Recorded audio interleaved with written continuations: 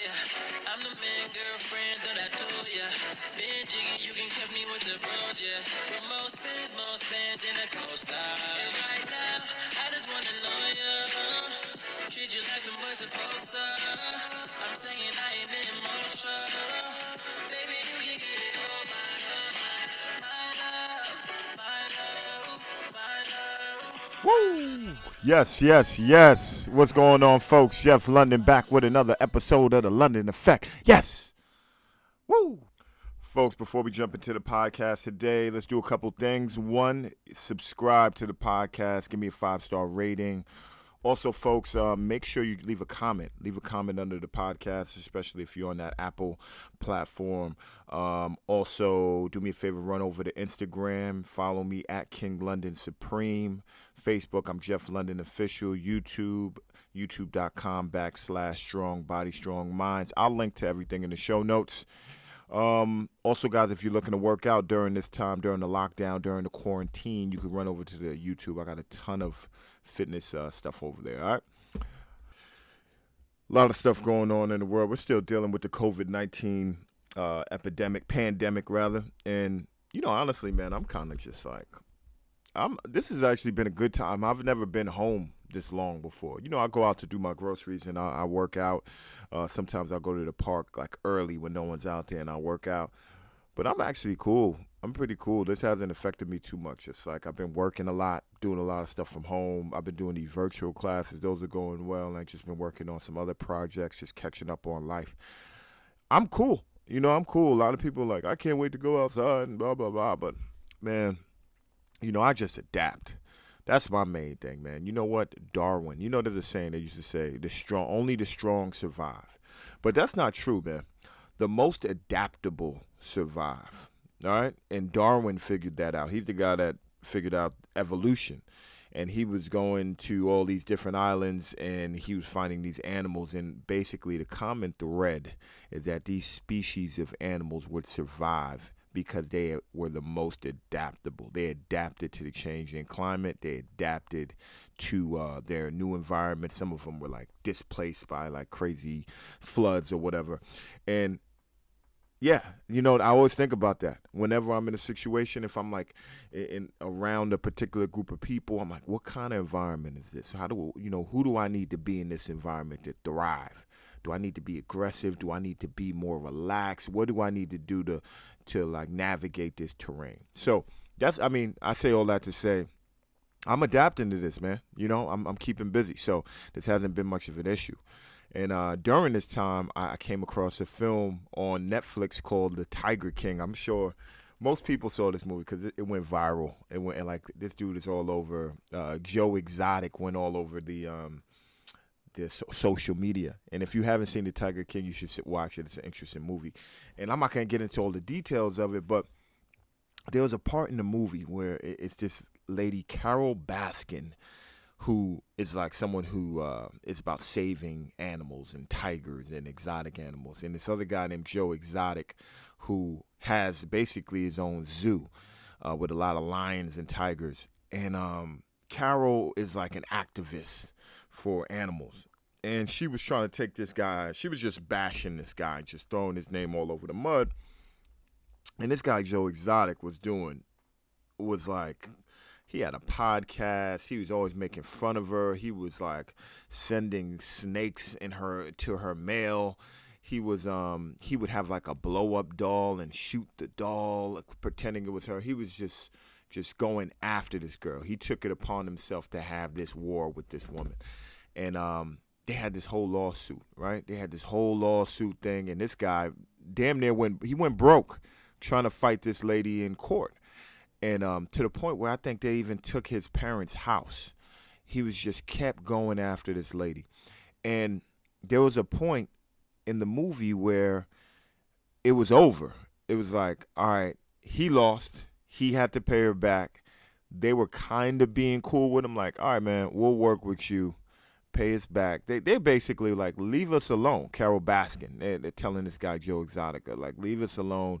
And it's over. So Joe Exotic had a chance to end the battle. And then he connects with some other guy who has money and takes it upon himself to go back after and battle with Carol Baskin. He goes back to court with her, and then he just loses everything. Pretty much loses his whole life. He's in jail now, but it's pretty much because of Carol Baskin. He was trying. It's because of his ego. He had this huge ego. He couldn't let it go. He had the opportunity to cut ties and still walk away and have a good life. But this guy's ego wouldn't let him quit. He had to beat this woman in a legal battle. He had to win. And he lost. He lost the battle. He lost the battle a long time ago. But he just couldn't stop. And it got me thinking about ego.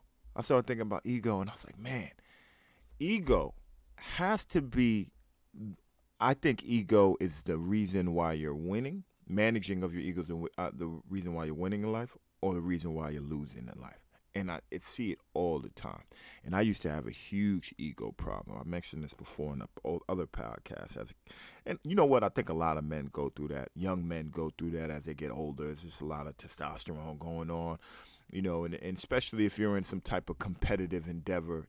I played basketball and in college, and it's like you gotta have some ego. You gotta have a lot of ego, and you need ego. You need ego. There's a reason why we have an ego. You need ego sometimes to push you and to accomplish great things and to do things that people don't expect you to do and change the world. You got to have a huge ego. But there's a fine line to having a healthy ego and just being an egocentric prick. Like there's a fine line. There's no blurring of the line when it comes to that. And I can figure this out. It's easy to tell. You can figure out somebody just if you just listen to how they speak and what they say. I could just tell where this person's at mentally. Like somebody who has an ego just tends to talk about themselves a lot and how great they are. It's just how you go about speaking. I remember this was recently. I was talking to this girl in the gym, and within 90 seconds, she was just talking about how great she was. I don't even know this girl like that. And she was just telling me about how she had to fix some client. She's like, well, I had to fix her, and now she's like totally in love with me. And then she was telling me about another client who, is never satisfied with her trainer, but she loves her. And then she was telling me how she's a trainer, and a lot of people in the gym don't know, because she only comes here to lift. She's like, I only come here to lift. I don't want people knowing I'm a trainer because I don't want people bothering me. And, and I'm humble. And she told me she's humble. She's like, I'm humble. So I don't tell anyone I'm a trainer because she thinks people are going to bother her. And in my head, I'm like, who do you think you are? You think you're some type of celebrity that people are going to like interrupt your workout? And, I was like, but this is her own stuff in her brain. In 90 seconds, she was just telling me how great she is, and I don't even know her. So, which is probably an indication of her personality, which is probably like, hey, that's not a normal conversation. What I mean? In my experience, most people I speak to that aren't egocentric, they don't talk about themselves at great lengths within 90 seconds of having a conversation with them. Right, so that's a clear sign that this woman is probably she has some ego stuff going on. She thinks she's like the master of the universe. And, like I said, I used to have an ego problem back in the day when I was like in college. And, but it really debilitates you. It's like, and you'll start pushing people away. You start pushing people away because people who are egocentric tend to talk about themselves all the time. And they think the world revolves around them. And it's annoying. And you know what? I feel like everyone has been in this position before. Have you ever been in a group, like let's say 3 people, 4 people, and there's one person who's just awkward, and everyone notices it, and everyone's looking around at each other like, yo, what's up with this dude, man? Or like, what's going on? And everybody is hip to this person's weirdness except the person talking. They don't have a clue. Right? They're so wrapped up in their stuff, they don't even know that everyone is signaling to each other. That's like what having an ego is. You have such a huge ego. It's like you're not even aware of it. You don't have a clue. And you're just walking around blind. And that's dangerous, right? And there's a saying. This guy, I think it was Mayor Cox, who said this. Was it Cox? No, no, it was. I think it was Donald Rumsfeld. He said this. He said there are known knowns, things we know we know. He said then there are unknown knowns, things we know we don't know. And then there are unknown unknowns, things we don't know we don't even know, right? And I think about that, and people thought he was stupid when he said that. They're like, what are you talking about, bro?" Like, you know what I mean? Like, if I said, even now, I'm saying that, and you'd be like, "Yeah, what are you talking about?" If I was to bust that out in a conversation around people, they're like, "Shut up, dude. We're trying to chill." But that's one of the wisest quotes around, right? I mean, because there are known things you know about, right? Like if you spoke to me about fitness, I know about fitness. I'm knowledgeable about that. And then there are unknown knowns. So things we know we don't know. That's like if you spoke to me about, infectious diseases. I can tell you I don't know about infectious diseases. I can't talk about this right now. But then you got those things that you don't even know, right? You don't even know.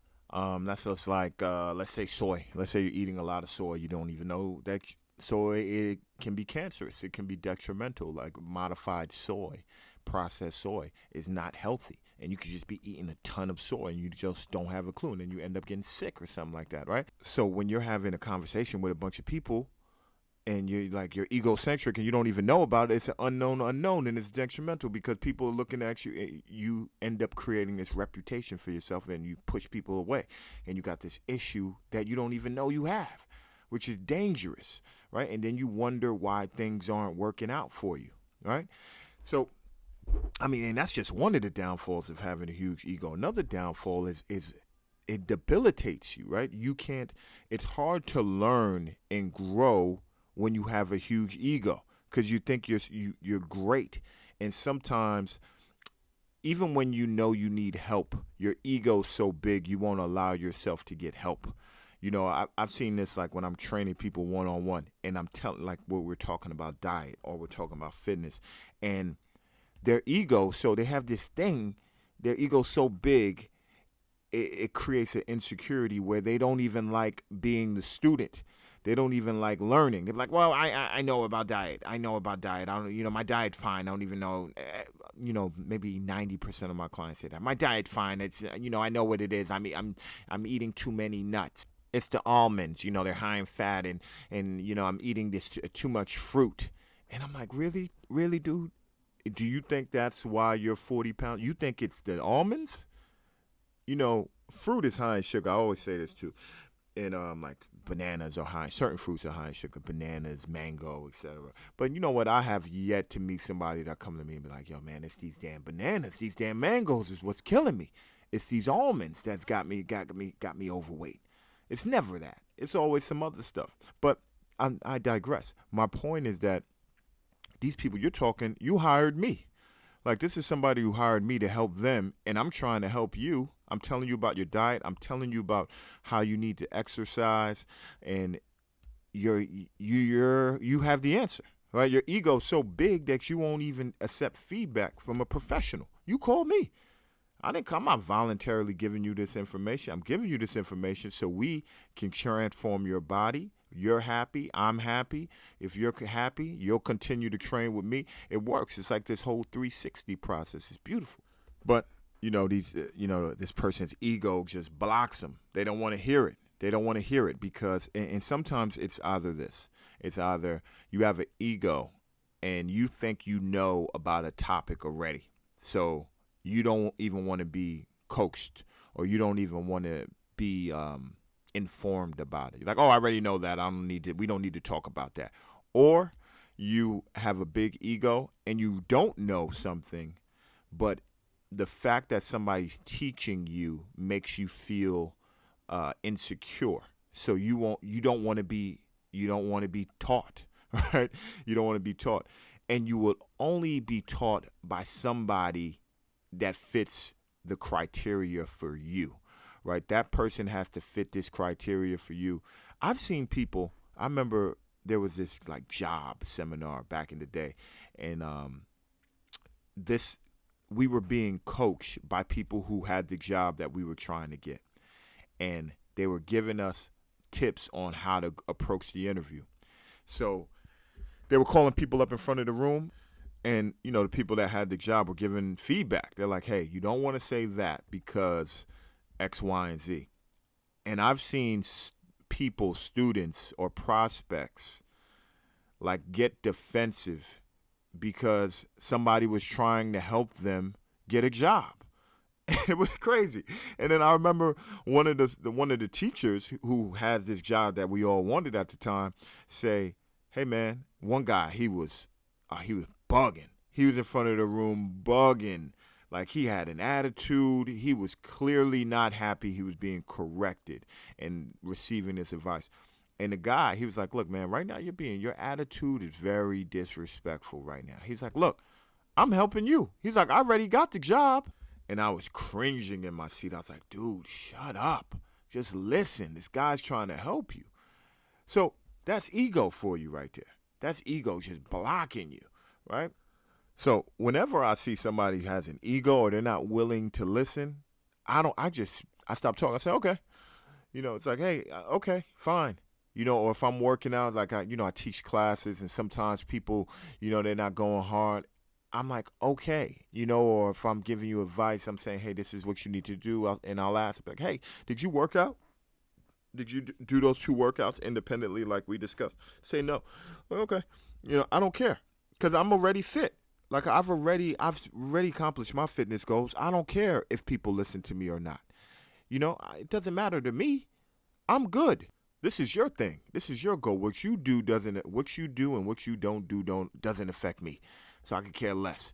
All right. And when I see someone is not listening or they have these blocks, these ego blocks, I don't waste my breath. And what I found in my experience that people do not like when you teach them things unwillingly. And sometimes people will ask you a question and answer the question. They don't even want to hear it anymore. And I think information or having a mentor is a luxury. And you have to be worthy of information. I've said this before. There's a guy who told me back in the day. He's like, "Hey, man, you got to be worthy of game." He's like, "You know why I talk to you?" He's like, "Because you listen. You ask a lot of questions and you listen." And people who don't listen, he's like, don't force your word on people. Don't try to say, like, "Hey, I got this information. I can help you." Just listen. He's like, because it devalues you as a person. Don't force your word on people. And I don't do that. I'm like, "Hey, man, listen, somebody could come to me talk about fitness all day. They'd be like, 'Hey, man, I'm just struggling with fat loss, or I'm struggling to move this fat.'" And I'm like, "Oh, I won't even give you advice then. You have to directly ask me, like, 'Hey, what are you doing? Or what do you think I'm doing wrong, Jeff?' Then I'll help you. Because I know how people are.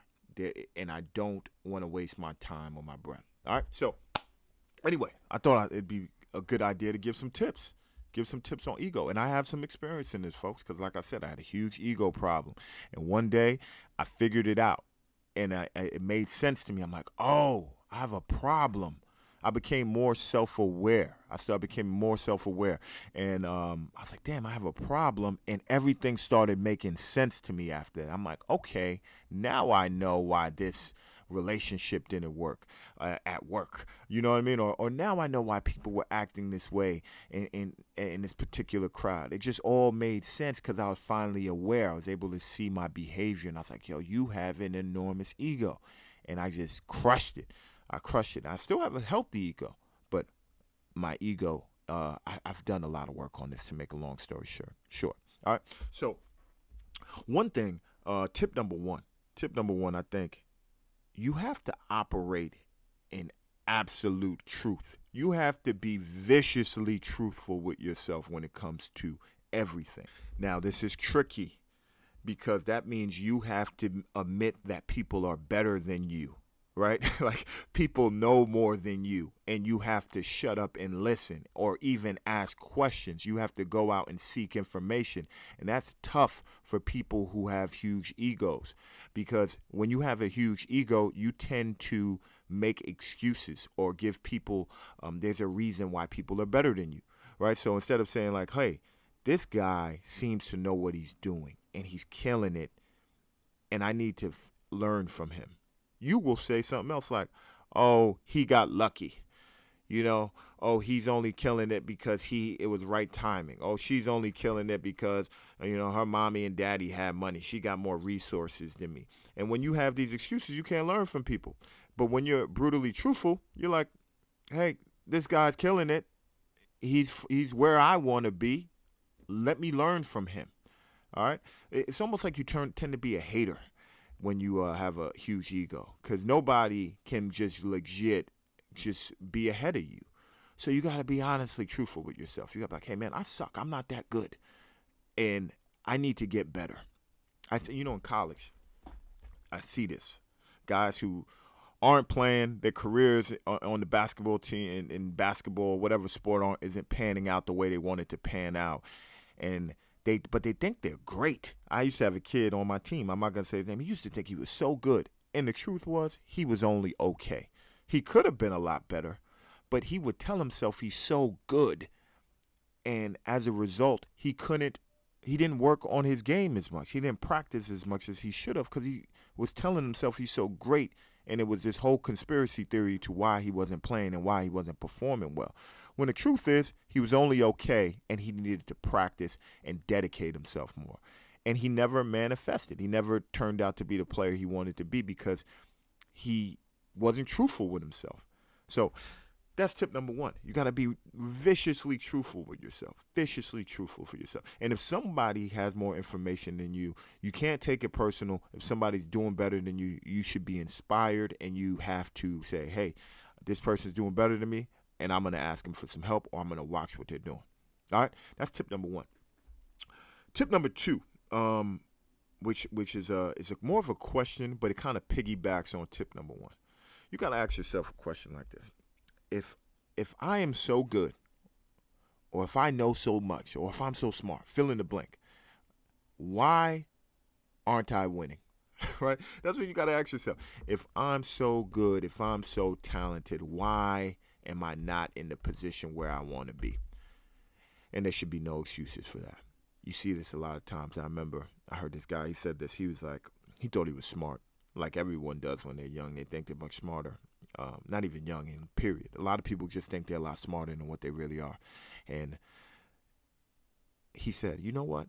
If I'm so smart, why am I not being promoted? And everyone around me is being promoted." And I think when you dominate and you finally conquer this ego problem, you have this epiphany where you're like, "Man, if I'm why am I not where I want to be right now? I know, I think I'm talented. I think I'm doing all this and that. But why am I not where I want to be?" And I think that's step one to crushing your ego. Or when you have some losses, when you start losing, you get crushed and you're losing in life, or you're losing at whatever the case may be, and then you stop and you start getting humble. And you're like, why am I not winning right now? So that's tip number two. You fill in the blank. All right. Tip number three. I see this with a lot of smart people.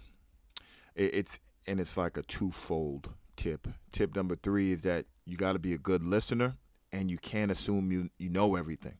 And I see this with extremely smart people. I'm talking about like the 1%, top 1%. I used to have this client. He went to an Ivy League school, and this guy's smart. He's like top lawyer. Not only is he went to an Ivy League school, he was like a top attorney, and he worked for, I don't know what they call it, but he worked for the biggest, and basically they get the most prominent lawyers on the planet. So this guy is smart, rightfully so, and he has a reason to think he's a bad dude because he mentally he's a bad dude. But you know what I noticed with him is that he he thought he knew everything. He was so boxed in, and he didn't listen. And I would just notice this when he was talking, and he was a bad listener. He'd always cut you off. He always wanted to talk, and he thought he knew everything. And despite him being so smart, when you think you know everything, it's hard to learn things. And he was talking about Elon Musk one day, and I was like, hey, we were talking about Elon Musk, and he was saying this guy, that's the problem with these millennials. They think they could go and they could do this. Elon Musk is not even a millennial, but oh, okay. Now I remember. He was talking about Elon Musk, and then he was also talking about these bikes. We have these bikes out here. They're called like green bikes. It's actually a great idea. You could ride these bikes, and you could just drop them anywhere, and I could jump on the bike. Let's say I go outside, and there's a bike on the corner. They're called Lime bikes, actually. I could just jump on this bike. I have an app. I pay the app, and I could just start riding this bike. You don't even need a station. You could drop them anywhere. So, but the problem with these bikes is that people were leaving them on like public property. So it just ended up being a problem. So he was hating on the idea, and he's like, "That's the problem with these millennials. They think they could just, make $1 million business overnight." He was hating, and instead of like applauding it. Then he was talking about Elon Musk, and he was saying, Elon Musk, this guy, he's uncontrollable and this and that and blah, blah, blah. And, I was talking to him. I was trying to tell him about, I read a book on Elon Musk, and I'm no expert on Elon Musk, but I like Elon Musk. I like the idea of Elon Musk and a guy who, this guy is sending people to space. He's trying to build a planet in space. He's trying to move Earth somewhere else pretty much, create a new Earth on another planet, right? Then the guy he's like, there's so much traffic in LA. He's trying to build this like underground tunnel where it could improve traffic. And the government of LA, like the governor of LA, he's like, man, do whatever you want to do. Whatever you want to do it. He changed the world. He's making electric cars. He's doing all these different things. And I'm just thinking to myself, I'm like, hey, how could you say, like, this guy has done more than any of us? Not to say he can't be critiqued, but maybe you should listen and learn. Don't assume you know everything. You know everything about this guy, or you know everything about the world. All right, you have to listen. And even now, I practice this intentionally. When someone starts talking, somebody was giving me some advice, and I knew the advice already, but I just listened. I didn't interrupt them and say, "Hey, I already know." I just listened. And I'm like, okay. I'm like, all right, cool. And then if the conversation goes away, like somebody was giving me advice about something. He's like, hey, are you familiar with this? I was like, yeah, I actually like read a book on this thing. He's like, oh, okay, cool. But it helped because if I would have just jumped in and be like, hey, I know this already, it would have seemed like I'm a know-it-all. And maybe would have deterred this person from giving me any more information. And it would have just been maybe left a bad taste in their mouth. And, he eventually ended up giving me good information. But maybe I would have blocked that if I would have just jumped in and said, hey, I know already. So that's tip number 3. All right, let's do a couple more. All right, here's another one. Tip number, actually, let's do this one first. Oh, and I spoke about this a little bit in the last podcast. I think it's important to always be a student. You always got to be learning something new. You got to be in a yoga class. You got to be learning the piano. But I think it's important to always be a student.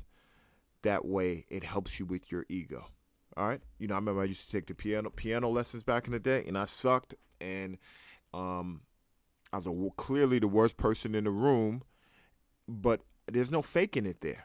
You got to be humble. And you got to just listen. You can't fake knowing the piano.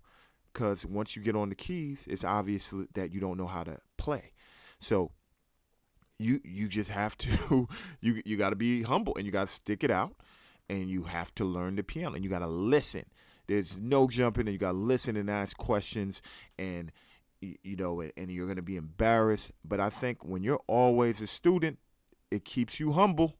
It puts things in perspective because despite how huge your ego is, every time you go to a piano lesson or once a day when you jump in a yoga class or whatever the endeavor is, you are a novice. And that brings you down a bit. Or when you have to go into a room and people know a lot more than you and there's no faking it, you're clearly not the top of the class, it puts you in check. So go find something, find a new hobby, go find a new gym, even if you work out. I work out a lot. You know what I do now? I run. And sometimes I'll go run with some people or I'll go to like a CrossFit. I don't do CrossFit, so I don't know the moves with a lot of Olympic lifts.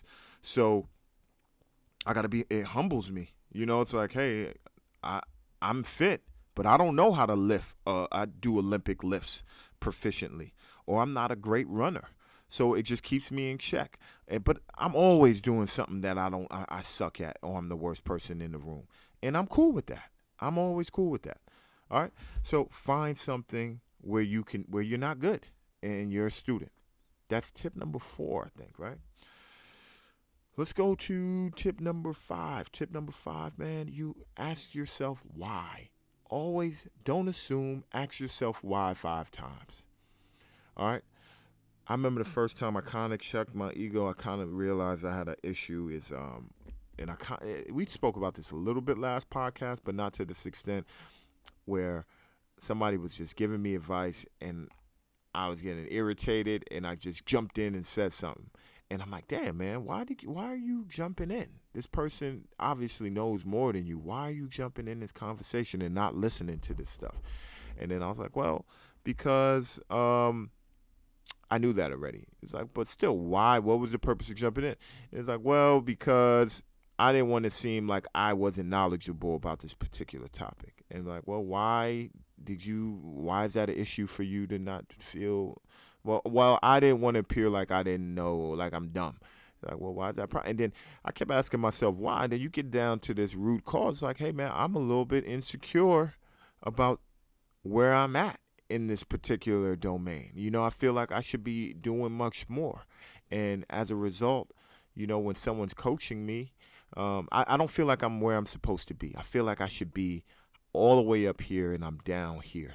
So when someone's coaching me, it makes me feel insecure and it also brings to light that I'm still down here and I'm not maximizing my potential. And that doesn't make me feel good.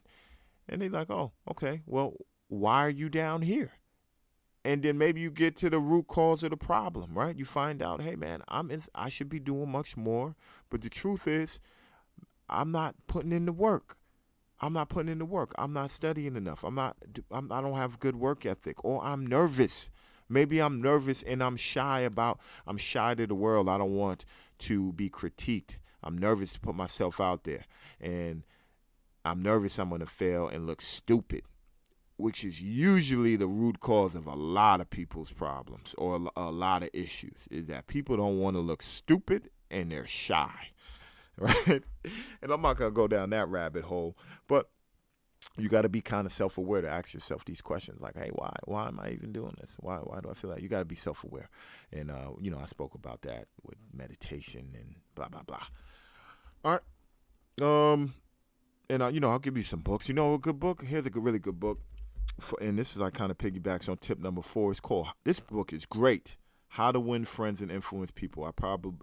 This book is always going to be a recommendation, and it's in everybody's top 10 books.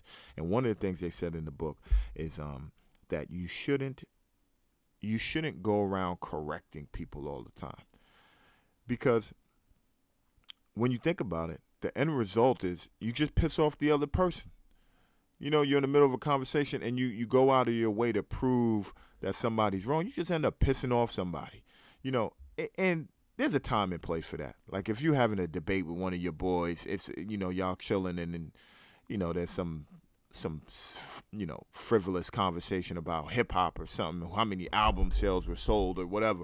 You could prove somebody wrong because that's just a nonsense conversation. But if you're talking to somebody and you're having like a serious conversation or someone you don't know that well, if most of the time it's not really worth making someone feel, proving them wrong and making them feel stupid. It's like, because at the end of the day, the end result is not good. It's like, man, what was the purpose of that? I just made this person feel stupid. Now, is that helping rapport or losing rapport? Right? Now, there's caveats to all this. There is a time and place where you have to correct people. But for the most part, you got to use your judgment. All right? So, How to Win Friends and Influence People is a great book. But overall, at this point in life, I don't feel the need to prove myself to anybody. I'm very comfortable in my skin. I don't need to talk about things and get gratification from people. I know what I'm capable of. I know what I've done. I've done things that people might find interesting. I keep it to myself because unless it applies, I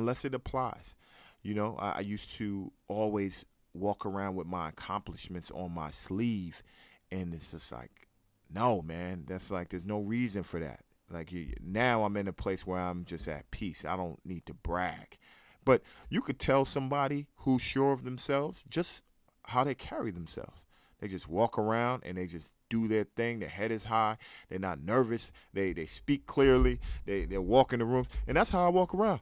I'm just I'm confident in myself as a human being, and I don't need to like you know uh, scream out my accomplishments. And I feel corny doing it. It's like being on an interview. When you're on an interview, you highlight your good qualities. You want to look good for people. And when you go around doing that, and rightfully so, you're trying to get a job, you're trying to get paid. But when you go around doing that to random people that can't help you, that's corny. To me, that's corny. It's like here you go trying to prove yourself to people, one that probably can't help you, two they don't even know you, and three it's like why are you proving yourself to random people? It's just stupid. It doesn't make sense. So I practice just keeping my mouth shut. I just practice keeping my mouth shut and not needing validation from anybody. All right, and but you know what? I've also done things to give me that confidence. I've done things where I'm so confident in myself that I'm at peace and I don't need to brag. But I wasn't always like that. When I had a huge ego, I wasn't like that. And a lot of it is tied to insecurity. A lot of it's tied to insecurity. And, again, this is a problem that really smart people have and just the general population has. So, as soon as you can master this, man, you know what? I've always had good relationships with people. I had a lot of friends, a lot of associates. And but since I've become better with my ego, um, it's gone through the roof. I've been able to connect with people at a much higher level, and I've been able to connect with people who are doing far better than I am, who are in different social classes, who've been able to help me because I've been able to check my ego. All right, and folks, one last thing I want to say is that it's the last tip. When you get to a point where you got your ego in check, you have to balance it with humility and confidence. You have to balance the ego because, like I said in the beginning of this podcast, you need ego, and you don't want to be too humble to the point where you're no longer confident, right? So you got to find that balance, man. And there's no explanation to it. You have to. Some things you just have to. You got to feel it out, right? You got to feel when you're being too humble, right? And sometimes you got to have that ego, right? So if let's say you have an idea and someone's like, hey man, you shouldn't do this because of X, Y, and Z. It's very risky. You shouldn't do it. But you may know something about yourself and about this project that the other person doesn't know. That's when you need your ego. Like, no, I'm going to do this. Not only am I going to do it, I'm going to kill it. And after I'm going to be successful at it. And people are doubting me. They don't think it's going to win, but it's going to win. All right, because I know I got what it takes to make this thing happen, and I don't care what anybody says. Sometimes you need some of that. You need some of that fire. Like, oh yeah, I'm gonna make this work, baby. I'm gonna make this work, and I know you don't think it's gonna work, and I don't take it personal, but I do take it personal at the same time. And then when I do win, I'm gonna make sure that you see I win because you told me I couldn't do it. All right, and then you just grab you like, all right, folks, man. Look, hope you liked this episode.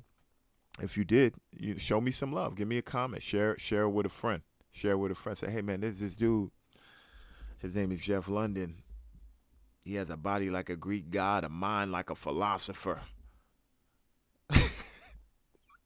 You should check him out. Let me stop. Listen, folks. If I never told you, I love you.